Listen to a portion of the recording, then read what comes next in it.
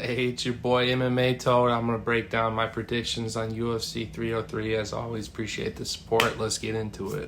Kicking things off on the early prelim, I'm going to go with Ricky Simone. I think he's fought the greater opposition. That being said, Oliveira is dangerous. He's hitting impressive knockouts, but this will be his fraud check. If he passes this test, and he has a chance to pursue the top 10 bantamweight, which is pretty stacked. But he is a finisher, and I'm looking forward to this.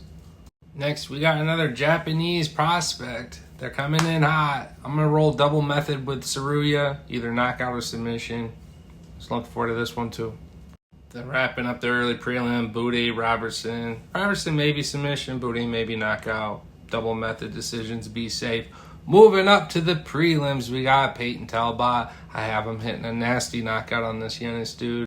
I thought Cameron Simon looked like a pretty good prospect. And yeah, maybe it wasn't his night, but Talbot just cracked the shit out of him. And I mean literally, go listen to that knee. I'm going to go Feely over Swanson, Jourdain over Silva, although Silva by knockout is a great underdog pick, and Pfeiffer by his own knockout as well. If either of those fights are under 2.5 rounds, I'll probably play with it. But nonetheless, moving on to the main card, we got MVP versus Ian Gary. This is a fight a lot of people are tuning in for just because it's inevitable. People want to see Ian Gary lose, and MVP is the person to do this. He's faster, he's more technical. Unless Ian Gary's surprising the world by mixing it in, I don't see him winning this fight on the feet.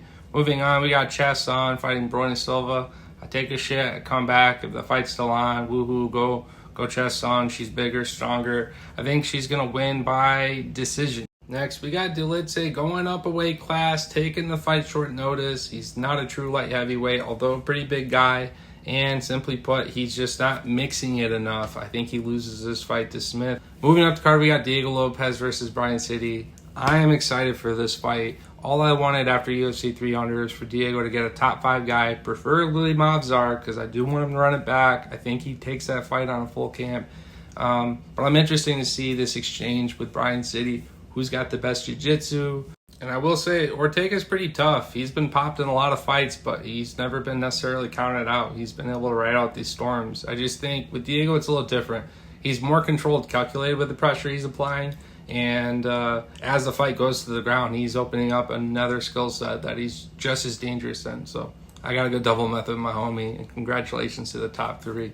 Moving on to your main event, I got to go hands of stone Poatan. What's interesting, though, is with those broken toes, will it affect the volume of these leg kicks? Yuri's stance just begs that chop on that front leg. His hands are low. In many ways, I think Poatan's the kryptonite. But I'm not going to discredit the amount of success Yuri was having. He looked good in that first fight. But I'm going to go Shama within 3. Let's go.